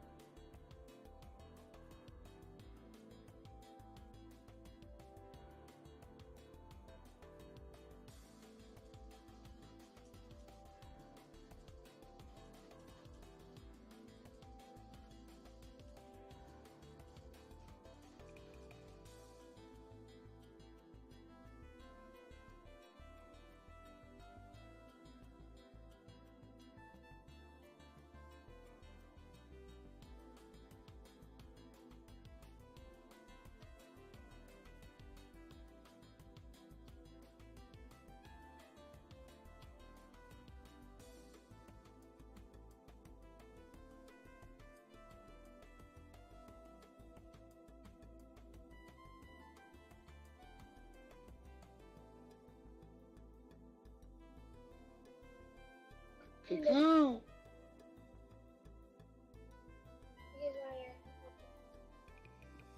You caught the golf ball with your face? With one hand. With one hand? Clearly you got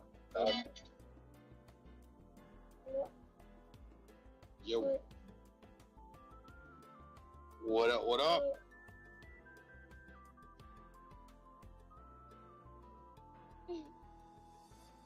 Did you get everything already settled in with the swap?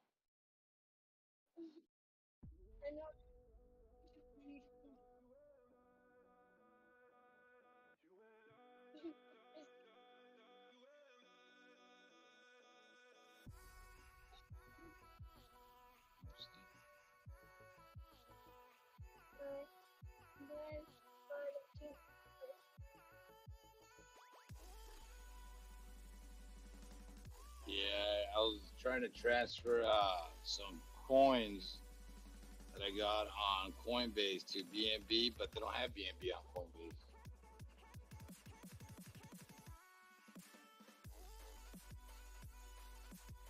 Yeah, that's what I was gonna do. Send it to CoinX, and then from there swap it, and then send it to my MetaMask. Because there's some other coins that I'll be buying here pretty soon.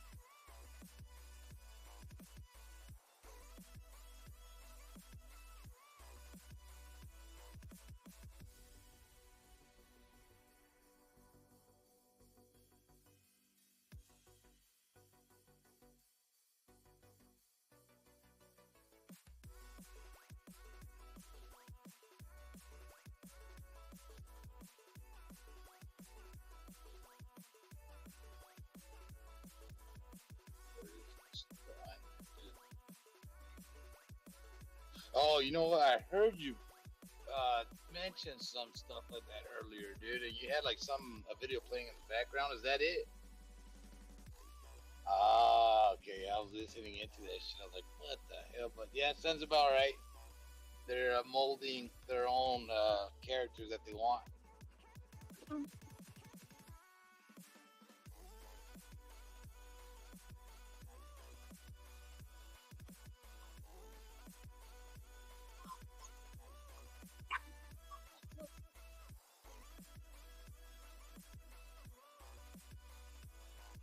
That's just creepy.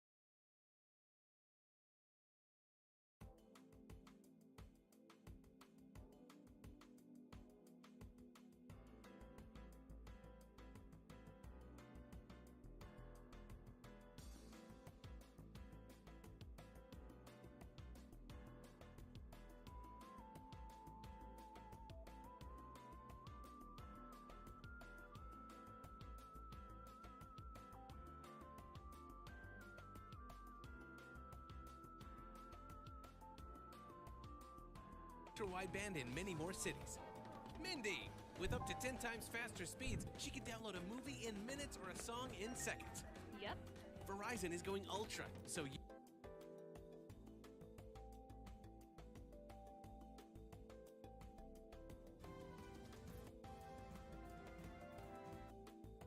Out of the lab.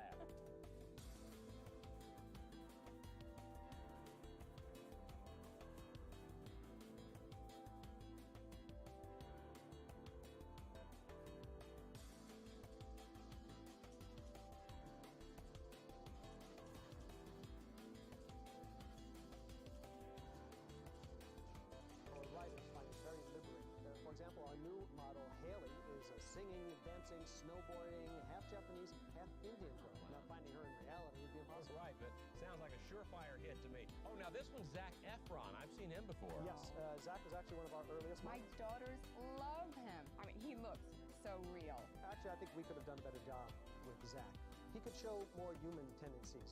If you look closely, you'll notice there's a certain deadness around the eyes. I do see that, Yeah, yes. I'm sorry, it's hard for me to watch because all I see is all my mistakes. Yeah. Boy, he seems flawless to me. Well, he's holding up, but there was a bug in that first batch.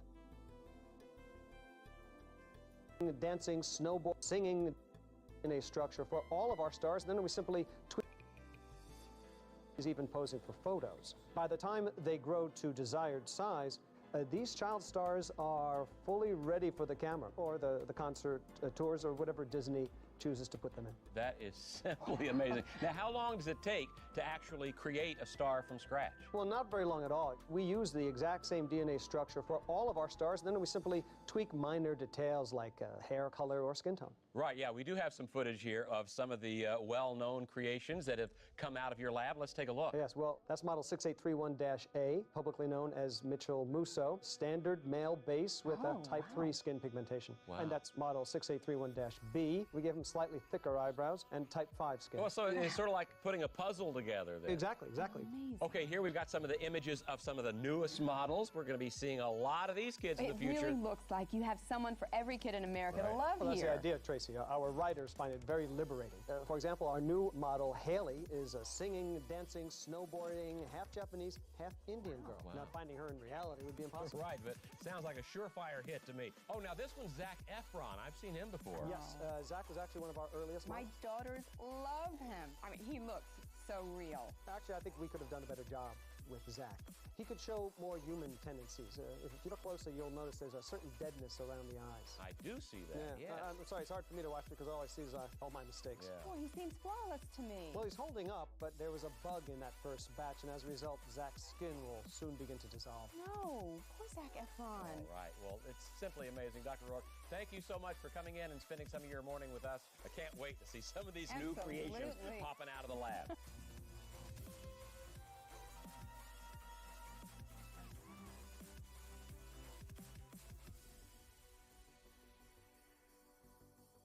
A singing, dancing, snowboarding, half Japanese, half Indian girl. Wow. Now, finding her in reality would be impossible. Right, but sounds like a surefire hit to me. Oh, now this one's Zac Efron. I've seen him before. Yes, Zac was actually one of our earliest My models. daughters love him. I mean, he looks so real. Actually, I think we could have done a better job with Zac. He could show more human tendencies. If you look closely, you'll notice there's a certain deadness around the eyes. I do see that, Yeah, yes. I'm sorry, it's hard for me to watch because all I see is all my mistakes. Yeah. Boy, he seems flawless to me. Well, he's holding up, but there was a bug in that first batch, and as a result, Zac's skin will soon begin to dissolve. No, poor Zac Efron. All right, well, it's simply amazing. Dr. Rourke, thank you so much for coming in and spending some of your morning with us. I can't wait to see some of these new creations Absolutely. popping out of the lab.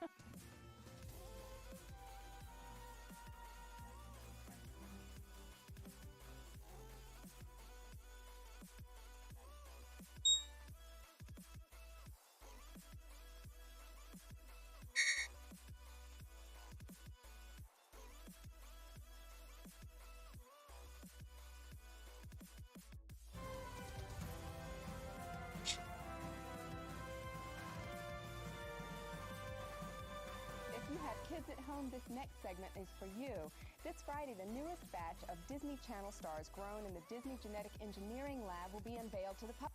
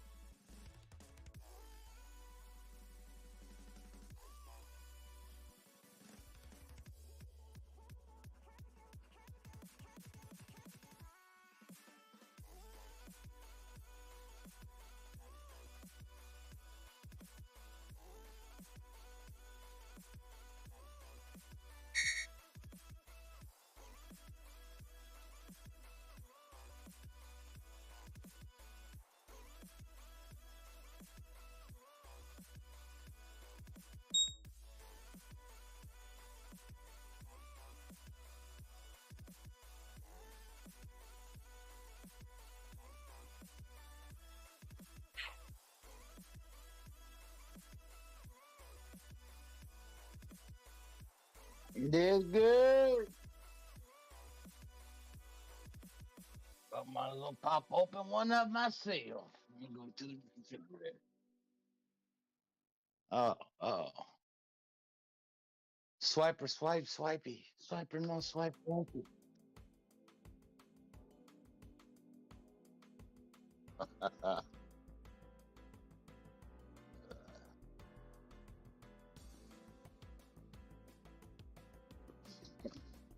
Here we go. Nice and cold. First one of the day, boys. Oh, here we go. Let's go.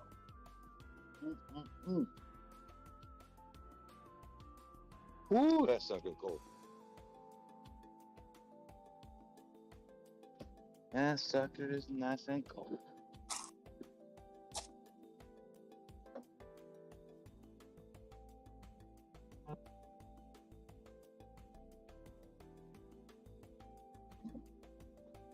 We've been down in that little channel there, but I think it's ready to pop off.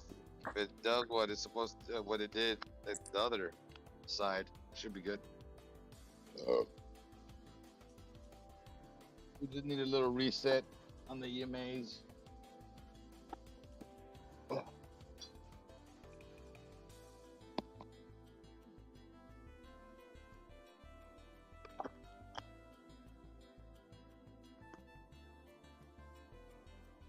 Trying to figure out what coins are going to go to what wallet. I'll bust out my list, General. 15 minutes. I'm gonna enjoy this nice cold beer outside here in the heat.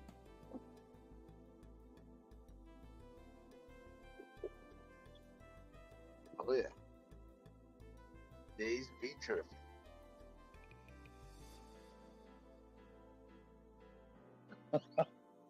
Oh, you hear those truckers at night out here. Especially across the border, man. Those boys ain't playing when they get up in a firefight.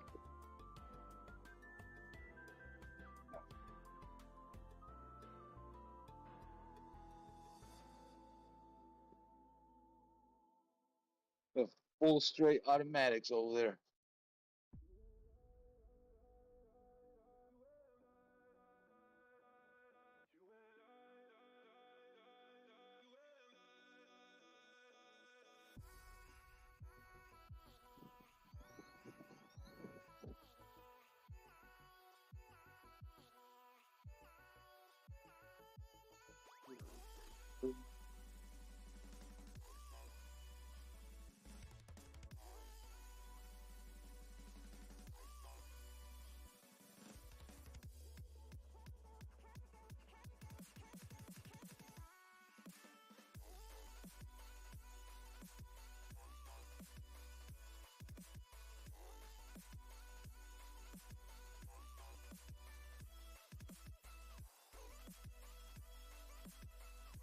I need to start working on the goddamn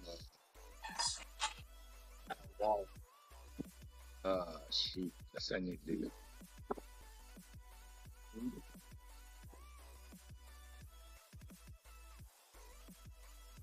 Oh, it's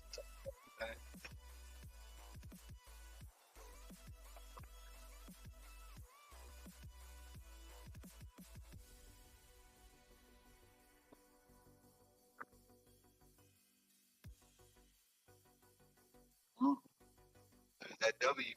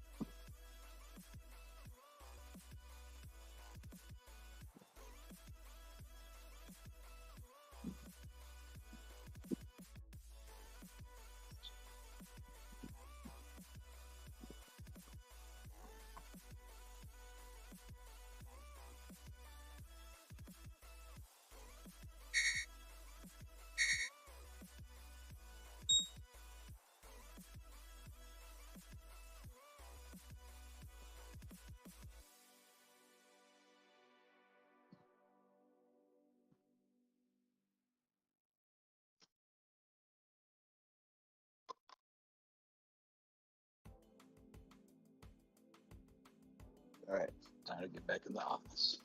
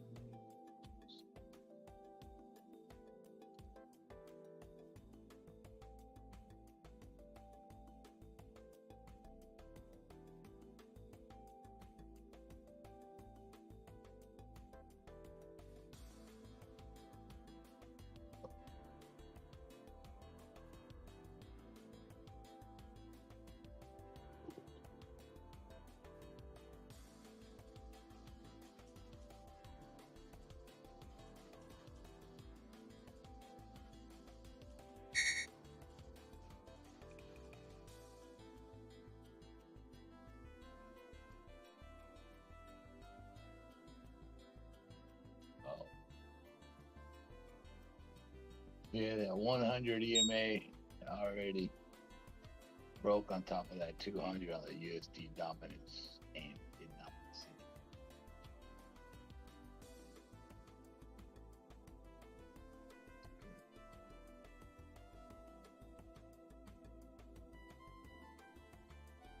There's something going on.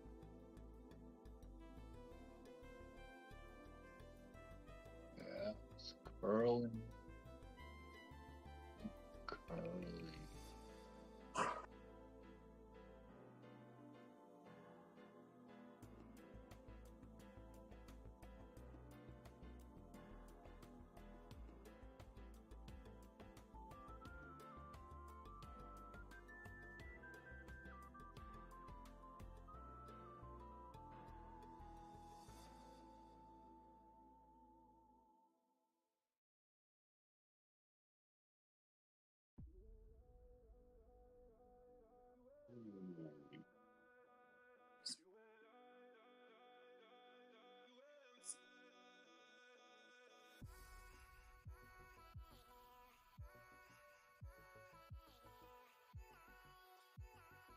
Very.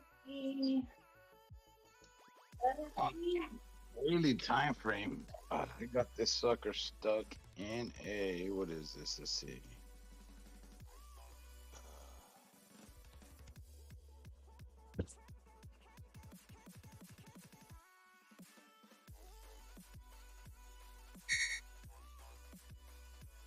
It's not consolidation. Okay, boys. Uh-oh, London is back in the house. Yes. I made something good. Oh, what you make? Jesus Christ. You made Jesus Christ? No.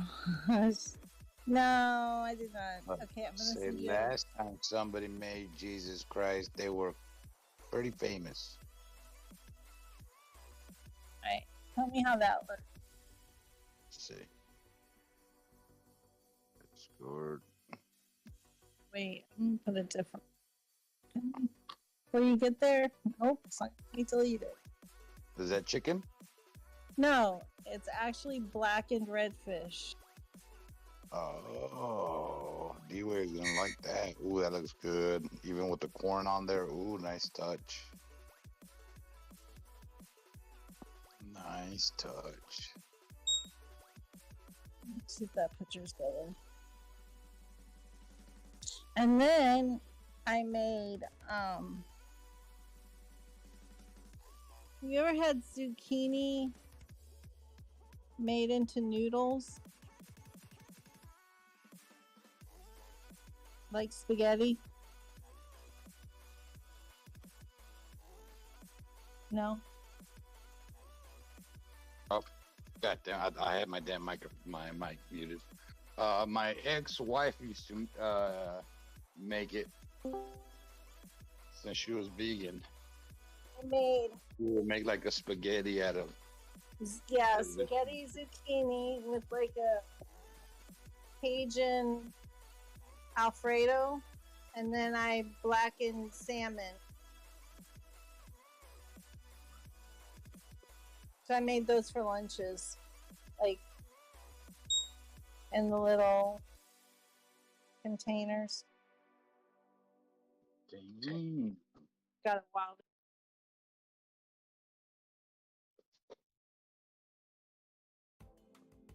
You're gonna be eating good. What are you barking at?